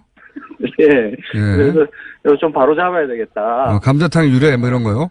예, 그렇죠. 이 감자탕이라는 이것을 많은 사람들이 감자뼈라는 게 있다라고 네. 그래서 감자탕이라는 그런 이름이 붙었다라는 것을 이야기를 해요. 그냥 감자가 들어가서 감자탕 아닙니까? 맞습니다. 근데 사장님도 그렇게 알고 계시더라고. 감자뼈가 있어서. 그래서 그 이야기가 번진 게 한 12년 됐어요. 누군가가 처음 시작했겠죠. 예. 그렇죠. 한 방송사에서 시장에 가서 보니까 감자뼈라는 게 팔더라. 그래서 그 우리는 그때까지는 감자가 들어가서 감자탕이라고 그렇게 알고 있었는데 감자뼈라는 게 있다라고 방송에서 한번 다뤘어요. 그 방송의 시초군요. 네. 오늘 한 다음에 감자뼈라는 것을 알고 있어야만이 감자탕에 대해서 제대로 아는 사람이다라는 그런 것이 쭉 번지고 계속해서 그 방송명 뭐 여러 인쇄물에서 그 잘못된 내용들이 계속 반복해서 알려졌습니다. 이게 잘못된 거군요. 실제로는 어떻습니까? 그냥 감자가 들어가서 감자탕이죠. 고구마 감자 할 때 그 감자가 들어가서 그냥 감자탕이 된 건데, 예. 네. 그래서 그 감자뼈나 뭐 감자라는 이름이 붙는 것을 갖다가 돼지 뼈와 관련돼 있는 것으로 이제 이야기를 하는 그 주장이 보면, 네. 먼저 돼지 등뼈의 가운데 있는 그 무엇이 감자라는 뭐 이런 것이다. 근데 그 등골이거든요. 그런데 선생님, 1층이면 벌써 올라오셔야 되는 시간인데요. 이제 보이는데. 지금 들어와요. 네. 그래서 지금 걸어오고 계십니다. 예. 얼른 들어오십시오. 예. 죄송합니다. 이 라디오와 이런 식으로 하면 되는데. 자, 이제 앉으셨습니다. 네. 자, 그래서 지금까지 하신 얘기는 그러니까 감자라는 뼈가 있어서 감자라고 한 방송을 통해 잘 알려졌는데 그게 아니라 그냥 감자가 들어서 감자탕이다. 그렇죠. 그래서 그 등뼈의 모양을 보면서 약간 이렇게 둥그름스름한 모양이 있어요. 그게 감자의 모양하고 비슷했으니까 그걸 옛날부터 감자뼈라고 불렀다라고 이제 이런 주장들이 지금 막 떠돌고 있습니다. 근데 사실이 아니다. 감자라는 말이 언제 들어왔고 만들어졌고 그 감자가 뭘 의미했던가 하는 것을 조금만 추적해 보면 알 수 있는 거거든요. 해보시면요. 지금 이 감자라는 식물이 우리 땅에 들어온 게 1800년대이거든요. 그 이전에는 감자라는 게 없었어요. 남미 작물이고 그게 유럽을 통해서 이제 한 바퀴, 지구 한 바퀴를 돌아서 이제 우리한테 들어오는 게 1800년대 들어와요. 그래서, 이걸 감자라고 부르지 않았어요. 그전에는요? 마령서라고 했었죠.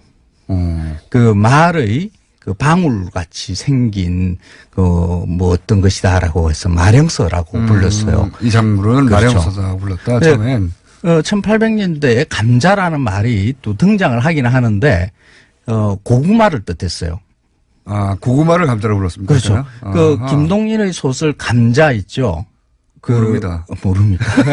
옛날 국어 교과서에도 실려 있었던 건데. 얼핏 생각도 나는 것 같기도 합니다. 예. 그 감자 1920년대 작품이거든요. 예. 그 감자는 감자가 아니라 고구마예요. 아, 실제면 예, 고구마. 옛날에는 고구마를 감자라도 부르기도 했구나. 그렇죠. 예. 그 만약에 그 예전부터 그런 뼈를 감자뼈라고 불렀다 그러면 예. 그 모양이 그 돼지 뼈의 모양이 고구마 같아야 감자뼈라는 말이 이렇게 붙을 수가 있는 거죠. 그렇구나. 굉장히 예리한 지적이었습니다. 예전에는 고구마를 감자라고 했기 때문에 그 모양이 고구마 같았어야 하는 거다. 그렇죠. 동글동글한 게 아니라. 그렇죠. 뭐 길쭉한 모양의 이런 모양이어야 감자뼈라는 이름이 예리한 붙을 수가 있는 지적인데요. 거죠. 이 지적은 선생님 말고는 한 적이 없습니까? 없죠. 이걸 그래서 마령서라는 이름은 그 1970년대까지만 하더라도 이게 거의 식물명으로 공식 명칭처럼 이렇게 쓰였었어요. 네. 그러다가 지금 고구마라 부르고 그러니까 감자라는 이름을 버리고 이 지금의 감자에다 감자를 붙이기 시작하는 게 1970년대. 아, 그래요? 얼마 안 됐어요. 감자를 감자라 부르는 것이 그렇게 오래 안 된 겁니까? 그래서 그 감자뼈의 모양이 감자처럼 생겨서 감자뼈라고는 말이 만들어졌다는 이런 것은 사실 말이 안 되는 거군요. 말이 안 되는 이야기죠. 감자가 언제부터 쓰였는지 생각해 보면 언제부터 그러면 왜 고구마를 감자라고 하다가 이 작물을 감자라고 별도로 부르기 시작한 거죠? 무슨 계기가 있습니까? 그건 모르시죠? 이게 두 개가 이제 혼란이 생기니까 지금도 지역에서는 맞습니다. 고구마를 감자라고 부르는 데가 많아요. 예, 나이 드신 어른분들 중에 고구마를 감자라고 하는 분도 있어요. 맞아요. 많아요. 예. 그래서 근데 왜 이렇게 그 감자탕에 그 감자가 이렇게 들어가게 됐는가 하면 이것도 이제 1970년대의 상황이거든요. 그 분단 이전에는 개마고원 지역이 감자 주산지였고요. 거기서 이제 대량으로 많이 재배를 했었어요. 그런데 분단되고 난 다음에 감자 주산지가 우리 남쪽에는 없기 때문에 강원도 지역에 이제 감자를 집단으로 재배를 강원도 감자 아닙니까? 그래서 그렇죠. 예. 그러니까 강원도 감자라는 말도 분단 이후에 생긴 말입니다. 그래서 감자를 식량작물로 본격적으로 많이 심는데 너무 많이 심어가지고 1970년대 들어오면 뭐 감자값 폭락 건이 나고 막 이래요. 그래서 감자를 많이 먹게 하기 위한 여러 가지들이 일들이 일어나기도 하는데 그때 감자 가격이 워낙 싸니까 그 돼지 등뼈 그 뼈다귀탕 따구탕 뭐 이런 말들은 일제강점기부터 계속 있었거든요. 그래서 감자탕의 다른 이름으로 우리가 뼈다귀 해장국 뭐 이런 원래는 뼈다귀 탕이었는데 그렇죠. 감자값이 폭락하면서 거기다 감자 넣으면서 감자탕으로 바뀐 거군요. 그렇죠. 그러니까 감자가 들어가서 그냥 감자탕인 거죠. 근데 왜 저는 그렇게 심플하게 받아들이고 있었는데. 그죠. 이게 그냥 심플한 거예요. 뭐 감자라는 말이 언제 우리한테 들어왔고 그 말이 어떻게 해서 그 고구마와 경합을 벌이다가 감자로 정착됐는가 하는 것을 대충만 살펴봐도 그냥 알 수 있는 일이거든요. 이게 이제 저 뉴스공장 팀의 금요일날 단고 회식 메뉴거든요, 이게. 금요일마다 아침에 감자탕을 먹습니다. 지겹도록 이렇게 먹습니다. 지겹도록 먹습니다. 거기서 TBS 사장님이 같이 참석하셨다가 감자탕의 유래를 잘못 아신 것을 보고 그렇죠. 그걸 바로 잡아줘야 되겠다고. 깜짝 놀랐어요. 그러니까 이 정도 대언론사의 사장님이 그 정도 TBS 사장님 디스네요, 이게. 그렇게 노출돼 있는가 사실 많이 놀랐거든요. 그래서 이걸 바로 잡으려고. 그리고 이런 끝났습니다. 잘못된 정보가 많이 흘러요. 이런 것을 전문가한테 다음 주에 뵙겠습니다.